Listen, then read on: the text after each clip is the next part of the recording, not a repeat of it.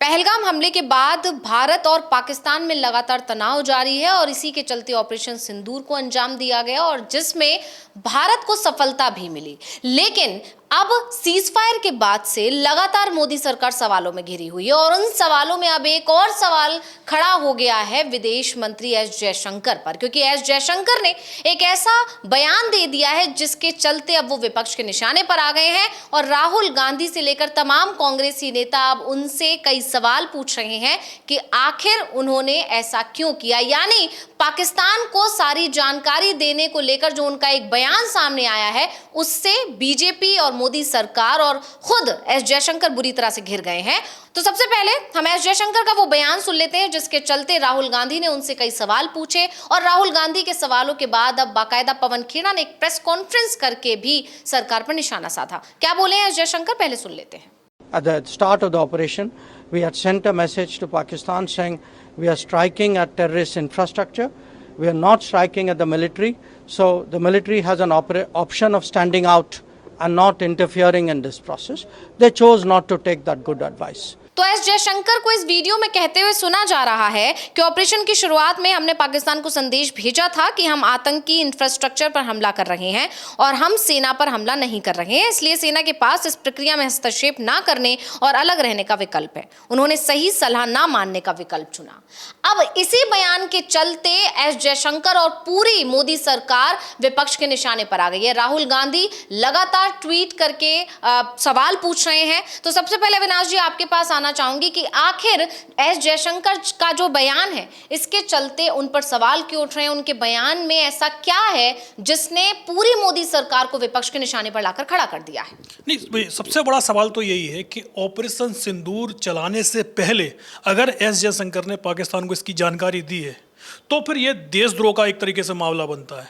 आमतौर पर इससे पहले भी जब भी ऑपरेशन चलते हैं, जब ऑपरेशन खत्म हो जाता है और आपके सैनिक जो गए हुए हैं, जो भी हमला हुआ है वो कामयाब हो जाता है और सभी लोग सुरक्षित आ जाते हैं, उसके बाद आप संबंधित देश को जानकारी देते हैं कि आप तो ये काम नहीं कर रहे थे, हमने आपको कई बार समझाया कि भाई ये स्टेप आप उठाइएगा, लेकिन आपकी तरफ से जब ये काम नहीं हुआ है तो हमें एक ऑपरेशन करना पड़ा है। लेकिन जो बयान विदेश मंत्री का आया है उसमें तो वो ये बोल रहे हैं कि हमारे प्लान, मतलब जिस तरीके से उनका बयान है कि हम जब हमला करने वाले थे उससे पहले जानकारी दे दी थी। पाकिस्तान के प्रधानमंत्री शहबाज शरीफ ने संसद में बोला था, वहाँ की पाकिस्तान की में, कि भारत के 80 फाइटर जेटों ने हमला किया था और हमारे 60 फाइटर जेट थे। वह भारत पूरी तैयारी के साथ आया था, यानी कि पाकिस्तान को भी पता था कि भारत बहुत बड़ा हमला करने वाला है और इसीलिए पाकिस्तान के 60 फाइटर जेट हवा में थे। तो ये सबसे बड़ा सवाल तो है ये कि आपने इतनी बड़ी जानकारी पहले पाकिस्तान को क्यों दी, जिससे पाकिस्तान को पूरा मौका मिले उस हमले को असफल करने का। वो तो भारतीय सेना की तैयारी थी और उनकी रणनीति कौशल था जो ये हमला पूरी तरीके से कामयाब रहा था। नहीं तो ऐसे मामले में बहुत बड़ा नुकसान होने का खतरा बना रहता है और यही सवाल राहुल गांधी की तरफ से पूछे गए हैं कि हमारा कितना जो नुकसान हुआ है उसके पीछे दोषी कौन है।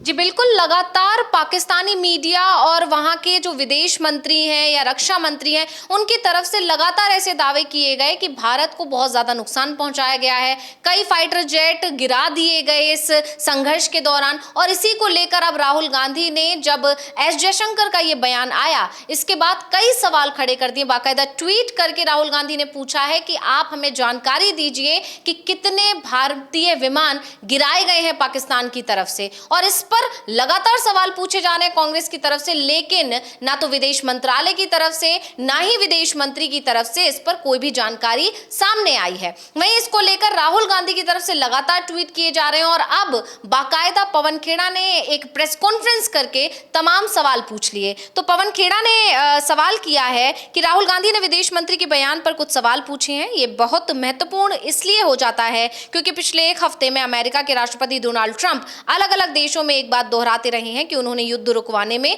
मध्यस्थता की है। कि कैसे जयशंकर जी खुद प्रेस एजेंसी को सामने बैठाकर और खुद बता रहे हैं कि हमने पाकिस्तान के आतंकी ठिकानों पर हमला करने से पहले पाकिस्तान को सूचित कर दिया था। अब यह सूचित करने का क्या मतलब होता है?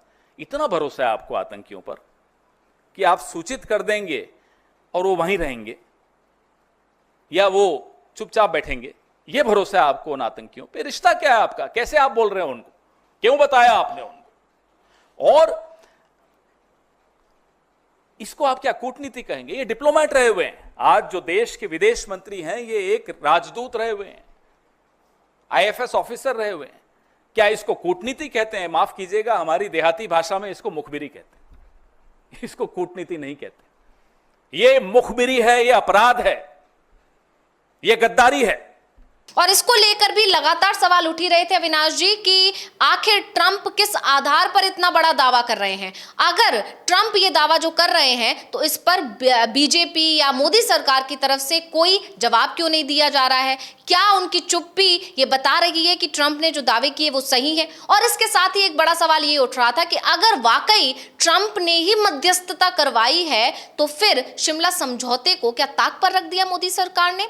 क्या तीसरे की एंट्री करवाकर शिमला समझौते को पूरी तरह खत्म कर दिया गया है, रद्द कर दिया गया है? ये तमाम सवाल जब विपक्ष की तरफ से मोदी सरकार से पूछे गए थे तब विदेश मंत्रालय के एक प्रवक्ता ने आकर इस पर जवाब दिया था और कहा था कि ट्रंप जो भी दावे कर रहे हैं वो सरासर गलत हैं और कश्मीर पर किसी भी तरह की हस्तक्षेप किसी भी देश का बर्दाश्त नहीं किया जाएगा। लेकिन विपक्ष की तरफ से सवालों की बौछार खत्म नहीं हो रही है, क्योंकि ऑपरेशन सिंदूर के बाद से जो संघर्ष शुरू हुआ, उसके बाद जो सीज फायर हुआ, इसके बाद से लगातार सरकार की तरफ से बार बार ऐसा कोई ना कोई कदम उठाया जा रहा है, या कह सकते हैं ट्रंप का बयान के बाद से लगातार सरकार सवालों में घिरती रही है। और अब पवन खेड़ा ने जयशंकर के बयान पर राहुल गांधी के बाद नए सवाल पूछ लें, क्योंकि राहुल गांधी के बयान पर विदेश मंत्रालय की तरफ से कोई भी जवाब नहीं आया है। और राहुल गांधी लगातार ट्वीट भी कर रहे हैं। राहुल गांधी ने एक और ट्वीट किया जिसमें उन्होंने कहा कि क्या विदेश मंत्री जयशंकर की चुप्पी सब कुछ बता नहीं रही है?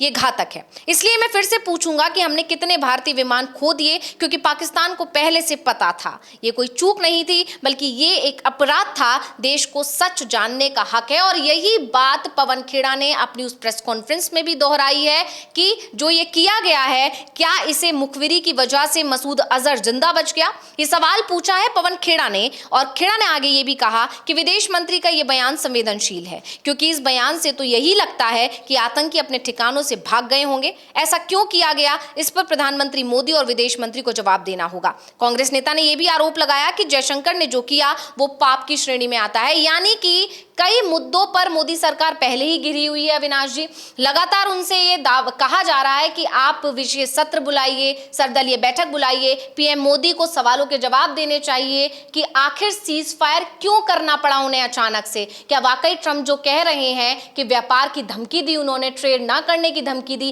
क्या वो दावे सब सही हैं? कश्मीर को लेकर जो दावे लगातार किए जा रहे हैं पाकिस्तान की तरफ से या ट्रंप की तरफ से, और अब तुर्की की तरफ से भी बयान आया है कि कश्मीर के मुद्दे को वो उठाएंगे और इसमें मध्यस्थता कराने की कोशिश करेंगे। तो इन सारे मुद्दों पर सवाल विपक्ष के पास कई हैं, तमाम सवाल हैं, लेकिन मोदी सरकार उन सवालों से बच रही है। और इसमें एस जयशंकर के इस बयान से और नए सवाल खड़े हो गए, यानी मोदी सरकार बुरी तरह घिरी हुई है। तो क्या अब मोदी सरकार दबाव में कोई फैसला लेगी? नहीं, जिस तरीके से सरकार का जो रवैया शुरुआत से मतलब पिछले 11 साल से चला रहा है, विपक्ष के किसी भी सवाल का जवाब नहीं दिया जाता, चाहे वो संसद का मामला हो और चाहे संसद के बाहर का मामला हो। लेकिन ये देश की सुरक्षा से जुड़ा हुआ मामला है और विपक्ष की तरफ से लगातार ये कहा जा रहा है कि भाई जो देश हित का मामला है उसमें हम सरकार के साथ हर कदम पर साथ में हैं। लेकिन जो मुद्दे हैं, जिस तरीके का बयान विदेश मंत्री ने दिया है, उसके बाद जो विपक्ष जानना चाहता है, देश जानना चाहता है कि क्या पाकिस्तान को भारत के ऑपरेशन की पहले से ही खबर थी? पाकिस्तान की इतनी तैयारी क्यों थी? भारत ने ऑपरेशन सिंदूर चलाया, अगले 24 घंटे के अंदर ही पाकिस्तान की तरफ से इतना बड़ा पलटवार कैसे हो गया? तो इसके पीछे कई चीज़ें हैं और इन सब जो सवाल देश के मन में उठ रहे हैं उसका जवाब सरकार को देना है। और जो विदेश मंत्री का बयान है वो तो सीधा सीधा जो राहुल गांधी बोले वो अपराध की श्रेणी में आता है, क्योंकि अगर उनका बयान आया है, यदि वो सच है, वो सच बोल रहे हैं कि उन्होंने ऑपरेशन सिंदूर से पहले जानकारी दे दी थी, तो जो देश को जो नुकसान हुआ है 7 तारीख की रात को, जो पाकिस्तान की तरफ से दावे हो रहे हैं, जबकि भारत ने साफ खारिज कर दिया है कि अगर पाकिस्तान ने हमारे फाइटर जेट गिराए हैं तो वो सबूत पेश करें इसका। लेकिन अगर कुछ भी हानि हुई है, जनहानि हुई है या हमारे फाइटर जेटों की कोई भी हानि हुई है, तो उसके पीछे सीधा सीधा विदेश मंत्री का जो गैर जिम्मेदाराना रवैया है उसको ही जिम्मेदार माना जा सकता है। और ऐसे में सरकार को जवाब भी देना है और ये भी साबित करना है कि ऐसे विदेश मंत्री के खिलाफ वो क्या कार्रवाई करेगी। जी बिल्कुल। और हालांकि जब ये मामला अब तूल पकड़ रहा है तो विदेश मंत्रालय की तरफ से कहा गया है कि गलत तथ्य ना पेश किए जाएं, तोड़ मरोड़ के बयानों को पेश ना किया जाए, जैसा कि हमेशा विदेश मंत्रालय या तमाम दूसरे मंत्रालयों की तरफ से कहा जाता है विपक्ष के कुछ सवालों पर या विपक्ष के कुछ दावों को। लेकिन अब देखना ये होगा कि अगर एस जयशंकर ने ये बयान दिया है तो इसके बाद उनके खिलाफ क्या सरकार विपक्ष के दबाव में कोई एक्शन लेगी या नहीं। बहुत बहुत धन्यवाद अविनाश जी तमाम जानकारी देने के लिए। और इसी के साथ मुझे यानी अंशिता को दीजिए इजाजत। नमस्कार।